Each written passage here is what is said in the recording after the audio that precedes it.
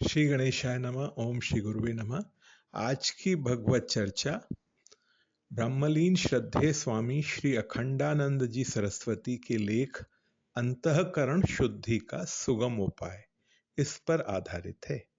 ये लेख गीता प्रेस द्वारा प्रकाशित देवी संपदा अंक कल्याण में प्रकाशित हुआ था।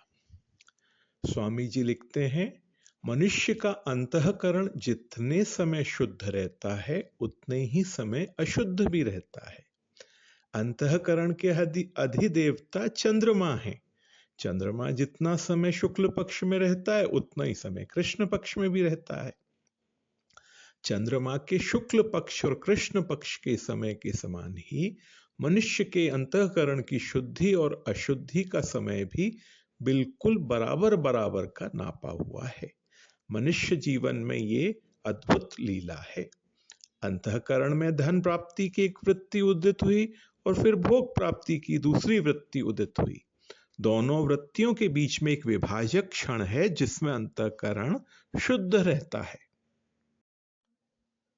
अर्थात एक इच्छा के निवृत्त या पूर्ण होने के और दूसरी इच्छा के उदय होने के मध्य क्षण में अंतःकरण शुद्ध रहता है।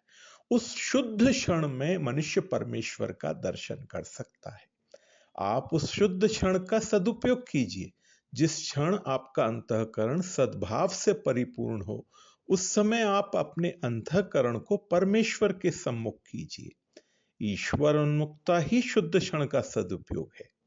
जैसे वर्षा के समय अपने पात्र को आकाशोन्मुख करने से पात्र वर्षा जल को ग्रहण करता है और वर्षा जल से परिपूर्ण होता है, वैसे ही सद्भावना संपन्न क्षण में अपने अंतःकरण को सद्गुरु के सम्मुख करने से अंतःकरण तत्व ज्ञान करता है और सद्गुरु के ज्ञान प्रसाद से परिपूर्ण होता है। स्वामी जी आगे कहते हैं, यदि एक क्षण के लिए भी अंतःकरण शुद्ध हो जाए और उसमें ईश्वर का अनुप्रवेश अनुभव हो जाए तो फिर सर्वदा के लिए, हमेशा के लिए अंतःकरण को शुद्ध रखने के लिए एक आधारशिला मिल जाती है। अंतःकरण शुद्धि का अर्थ जिंदगी भर मिट्टी से हाथ धोना नहीं है। एक क्षण की पवित्रता भी मनुष्य को परमेश्वर के निकट पहुंचा सकती है, परंतु उस पवित्र क्षण का सदुपयोग करना चाहिए, परमेश्वर के सम्मुख होना चाहिए। आपके सद्गुरु सत्शास्त्र भी हो सकते हैं, स्वयं ईश्वर को भी आप सद्गुरु बना सकते हैं। अंतःकरण शुद्धि के वस्तुतः दो साधन हैं, जीवन निर्वाह हेतु आवश्यक परिग्रह और जीवन में पवित्रता।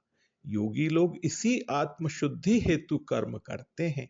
योगिनः कर्म कुर्वन्ति संग त्यक्त्वा आत्मशुद्धये। अंतःकरण शुद्धि को आप इतनी बड़ी चीज मत समझें कि आपका संपूर्ण जीवन ही अंतःकरण शुद्धि में व्यतीत हो जाए और आप अंतःकरण शुद्धि से प्राप्त होने वाला जो फल है, परमात्मा की प्राप्ति, उससे वंचित रह जाएं। इसी समय आप शुद्ध क्षण का सदुपयोग कीजिए।